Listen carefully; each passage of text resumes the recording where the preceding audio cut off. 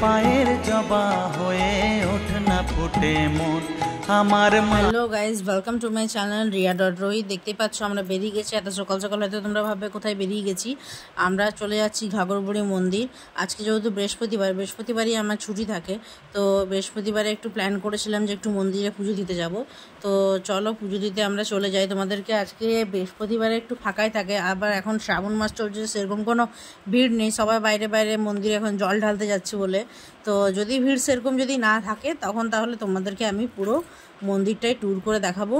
আর হ্যাঁ, তোমাদের যদি আমার ভিডিওগুলো ভালো লাগে অবশ্যই please like, comment, share, subscribe করে দিও।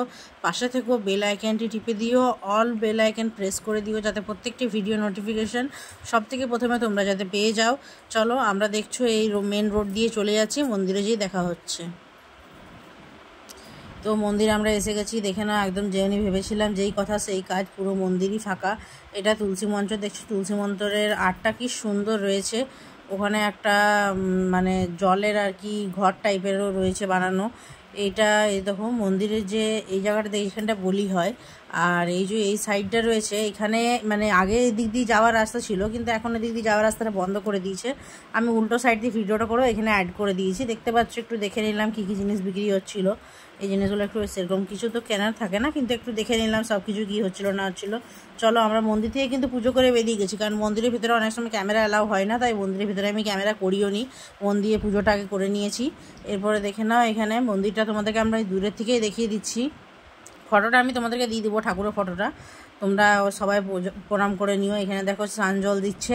এই গাছটার হচ্ছে কি জানো তো, মানে এই গাছটাতে যার যেটা বলে যে যার যেটা মনোকামনা, সেইটাকে মনে করে পরে নাকি একটা ওই যে কাপড় থাকে বা মলি ধাগা থাকে, সেটা নাকি বেঁধে দিলে আর যখন পূরণ হয়ে যায় তখন নাকি সেটাকে এসে খুলে দিতে হয়। আমি একবার বেঁধেছি, জানি না কবে খুলবো, কবে পূরণ হবে। এটা শিব মন্দির, দেখে নাও। আজকে মন্দিরটা পুরোই ফাঁকা, আমরা একদম ঢুকে সয় করে বেরিয়ে গেছিলাম। এই যে রাস্তাগুলো দেখছো না, এইটা বের করতে পুরো 1-1.5 ঘন্টা লেগে যায়, এত মন্দির ভিড় হয়। এই জায়গাটা দেখছো যেটা, এটা আমাদের মন্দিরে এখানে বিয়ে হয়, ঘাগরবুড়ি মন্দিরে যত বিয়ে হয় এই জায়গাটাতেই হয়। ওই জায়গাটাতে সেই 7 ফেরা হয়, ওগুলো হয়। দেখতে পাচ্ছ এখান দিয়ে জলটা দেখা যাচ্ছে। ওখানে যে জলটা দেখালাম সেটা এই মন্দিরে এই দিয়েও দেখা যাচ্ছে। এই জলটা এত স্রোত যে প্রচুর ফেনা হয়, যেমন সাবান ফেনার মতন ফেনা। কোথা থেকে আসে কোথায় যায় কেউ জানে না, জলটা কোথা থেকে আসছে কোথা থেকে যায় কোনো দূর দূরান্ত কোনো দেখা নেই। দেখে না, এখানে এইগুলো হচ্ছেন মহাপ্রভু। 3 জনারই দর্শন করে নিলাম। এদিকটা পুরো জঙ্গলে ভরা রয়েছে, চারিদিকটা বজরংবলীর মন্দির রয়েছে। চলো এবার আমরা চলে যাই, পুজো টুজো হয়ে গেছে, খাবার খেয়ে নিয়েছি, টোটোতে চেপে গেছি। টাটা, দেখা হচ্ছে পরের ভিডিওতে।